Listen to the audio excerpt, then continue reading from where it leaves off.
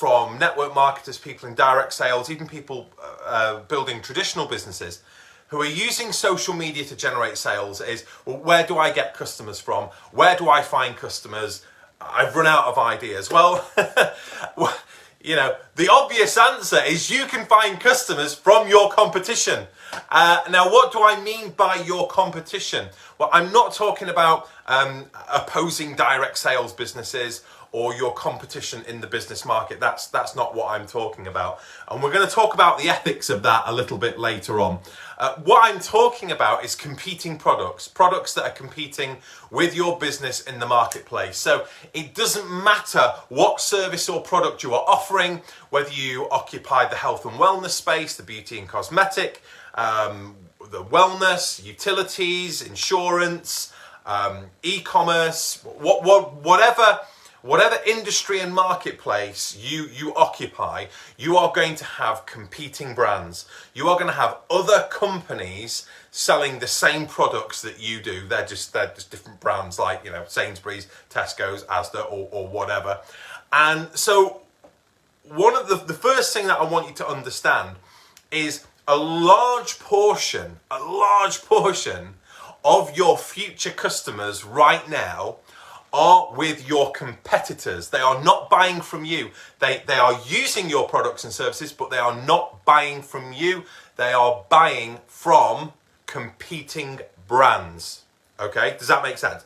Now, I'm not talking about other network marketing companies, other direct sales businesses. So I'm not talking about that, and I'm not talking about bashing other companies, because that is not cool. But we're going to talk about that a little bit later on, okay?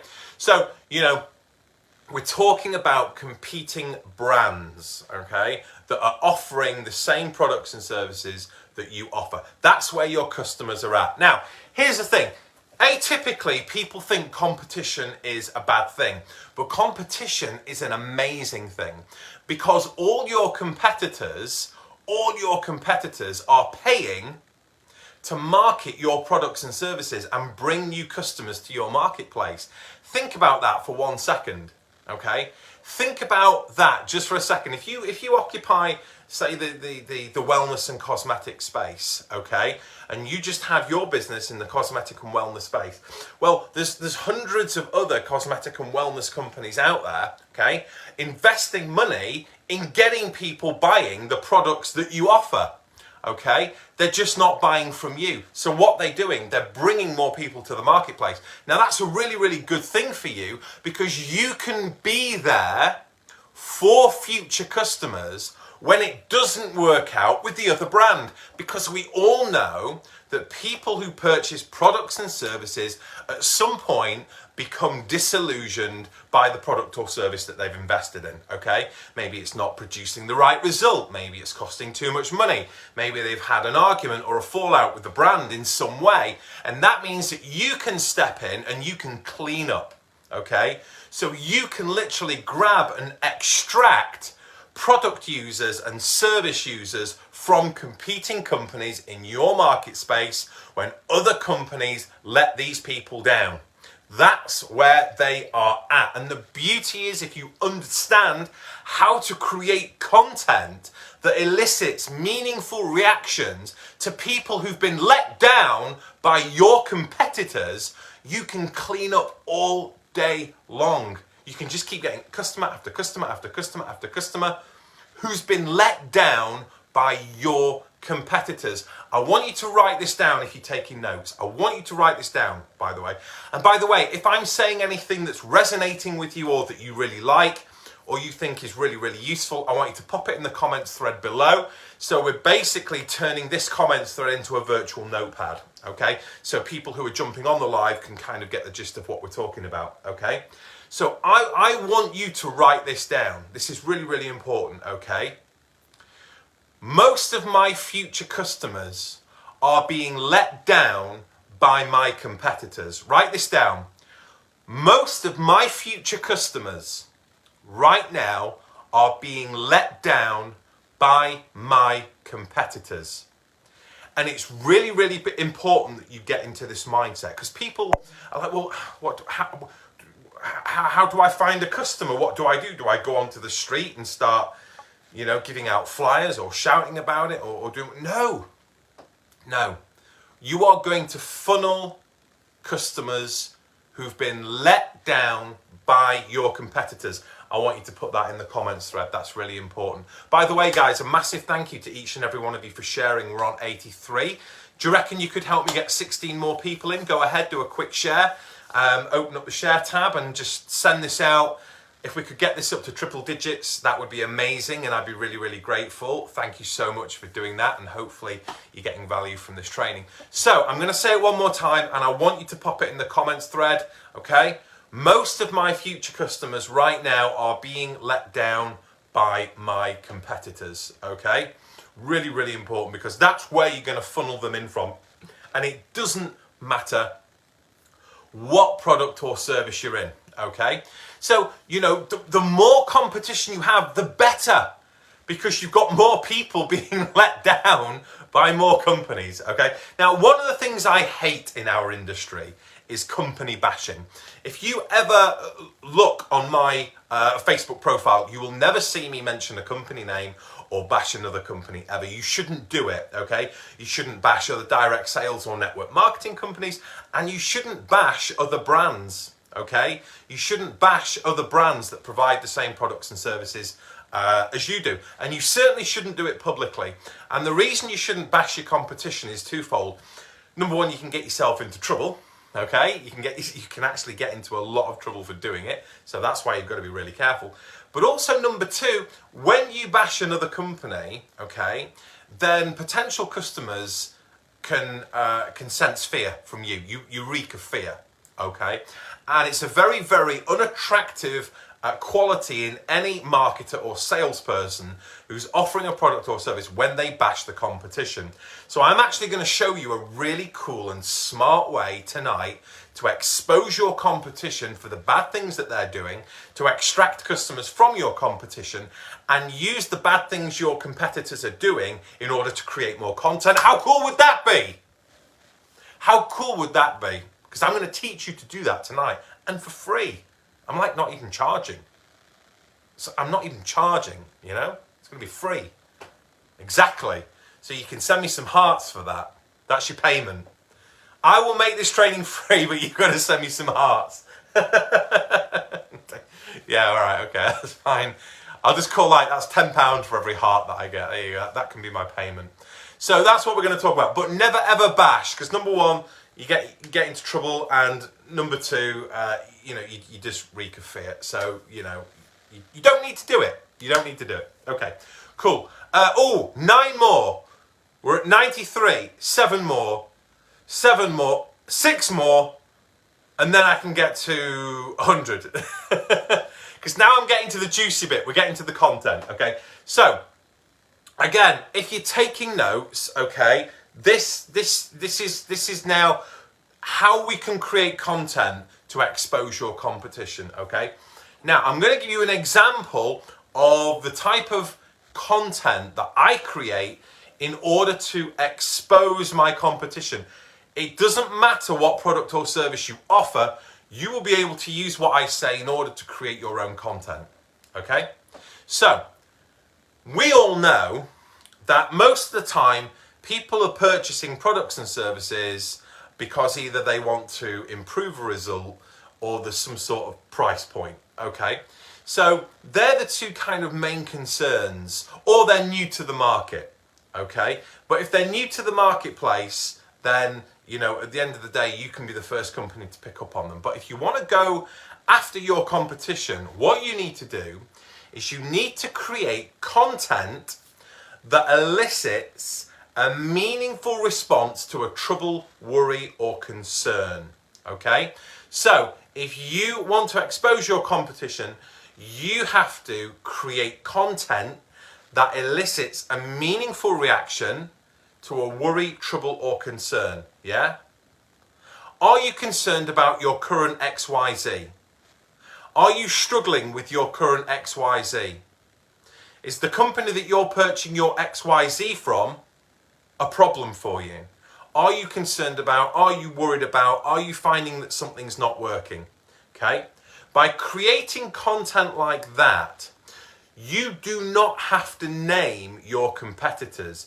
You just have to say to your audience, look, are you buying these things? Are you buying these things? And are you struggling with wherever you're buying it from? Yeah? Doesn't matter what you're selling. It doesn't matter what you're selling. It doesn't matter what product or service you're offering. There are people using your products and services from other brands who have a worry, a trouble, or a concern. Whether it be a monetary concern, whether it's too expensive, whether they're paying too much, whether it's not giving the desired result. What you have to do, because I don't know your products and services, I don't know your marketing strategy, but what you and your team have to do is you've got to sit down and you've got to decide on a market strategy that will expose your competitors, not by naming them, but by creating a list of problems that your potential customers are likely to run into. So, for example, with me, I know that my and you know, this is a generic training, so I'm not going to name my company or name my products or services. You know, most of you are very smart on here. You know what I'm doing, okay? But you know, I know I look at my competitors and my future customers. I know that their biggest worry or concern is price, okay? I know that most of my future customers who are not yet with me are concerned they're paying too much, okay? Also, they're concerned that the service that they are getting is not fit for purpose and it's not living up to scratch, okay? In fact, in many cases, their lack of service is causing them a lot of problems. Or they've been mistreated. Okay, that's another one. They've been mistreated by my competitors. Now, I don't have to name companies because I can say to my audience, I can elicit meaningful response to worry, trouble, or concern. Do you feel you're being paid too much? Do you feel let down? Are you finding that your service is not up to scratch? Are you finding that your service is causing you problems? You know, I can ask these questions and automatically I'm going to funnel people who are using the products and services that I offer, but they're not my customers. Okay? Now, that's the magic. And what you do is you can create that content on your public-facing profile. So your public-facing profile is essentially your social media profile that the public can see. Now, the magic is when you get into a private conversation with someone. So if somebody reaches out to you because they've responded to your content, they've said, hey, yeah, look, you know, I saw your post and I've got this problem, and I'm like, okay, well, could we have a conversation about it? All right. Now, what I would do with someone in a private conversation there are three things. First of all, I want to ascertain the provider. Okay, tell me who you're with. Tell me who you're with. So the first thing I want to do from a customer who's been let down by a competitor, I want to find out the name of that company. Okay?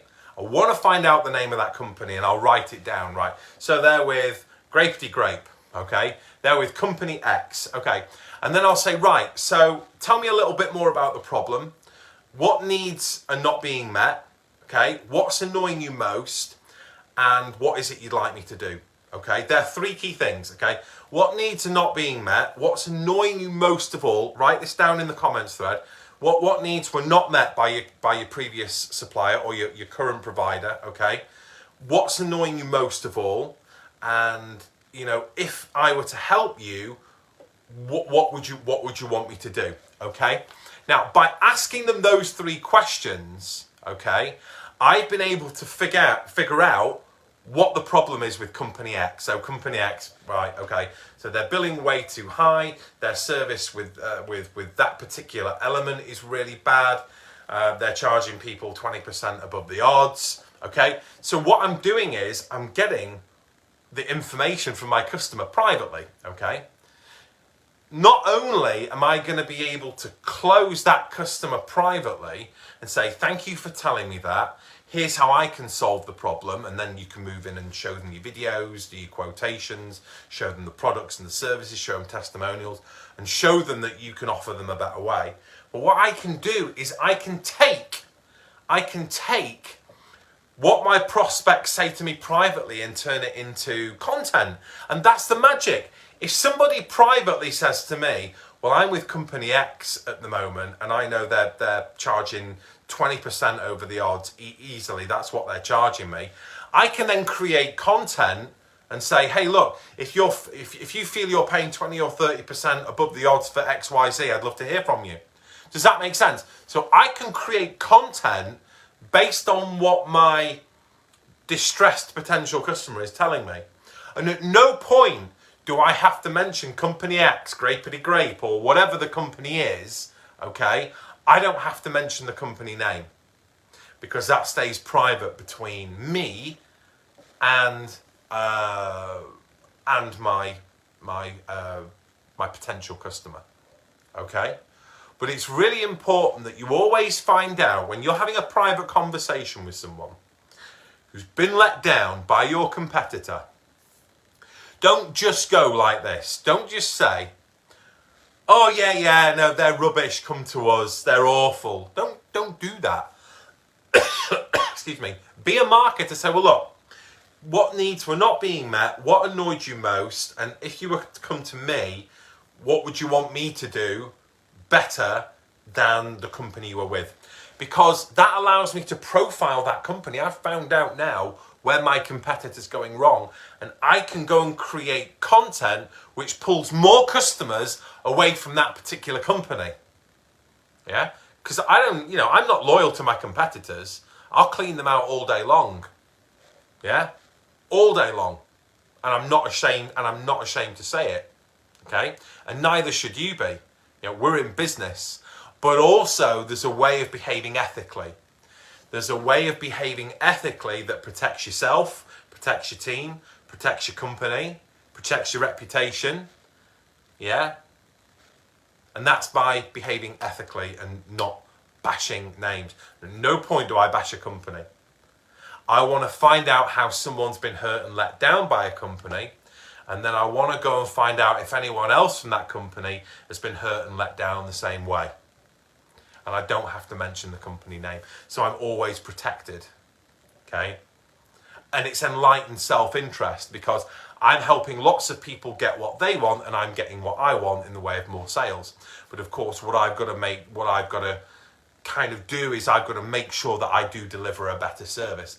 So whether you're in a service-based business or a product-based business, don't use hype or claim marketing. Okay?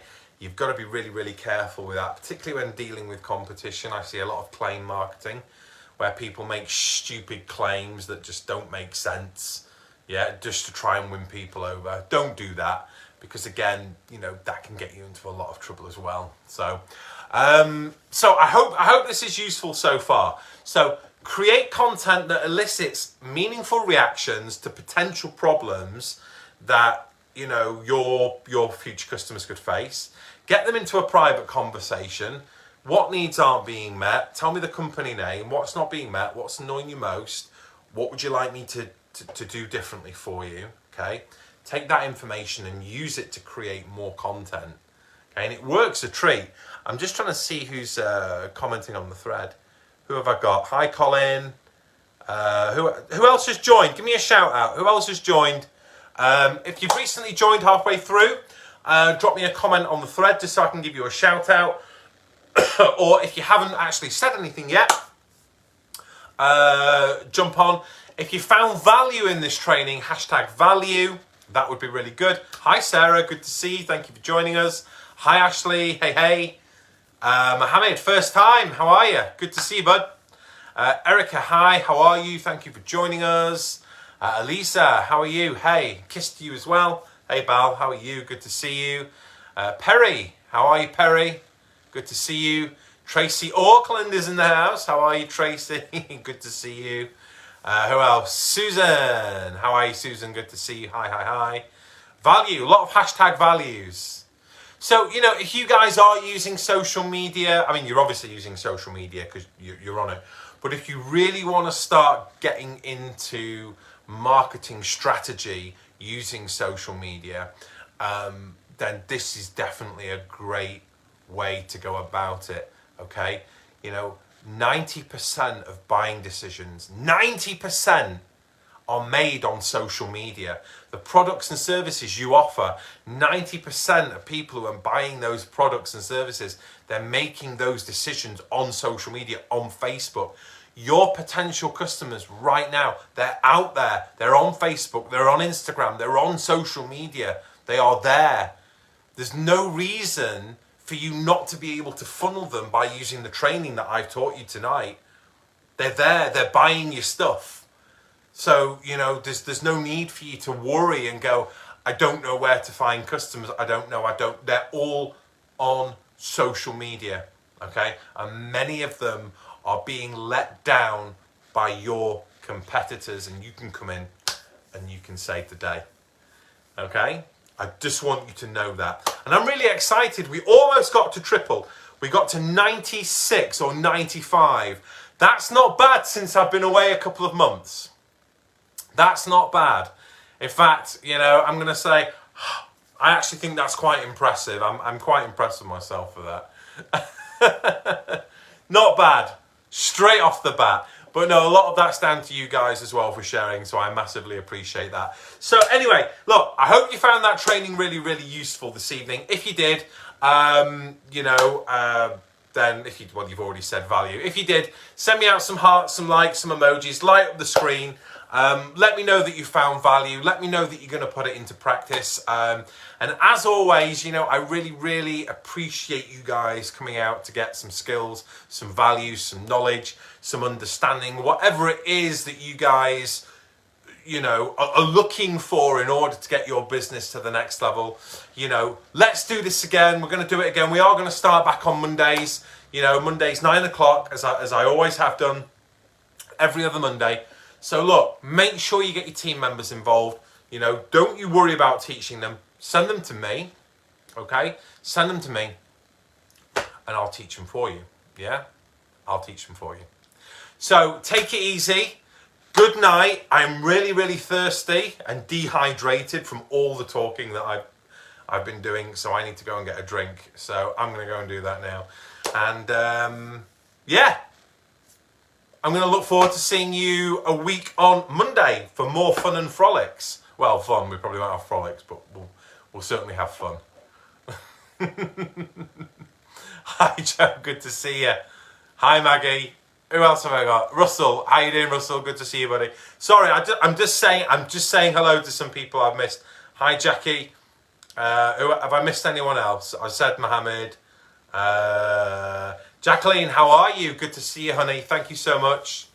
I know you sent me a message as well. Did I reply to you? Because you did send me a message. I hope I've not been rude and ignored you. I hope I did reply. That's just been something that I just thought about now. You just triggered something. But anyway, so thank you so much for joining me. I can't wait to see you all again in the next couple of weeks. Take it easy. Good night. God bless. Take care. And I'll see you all soon. Bye for now. See ya. Bye, guys.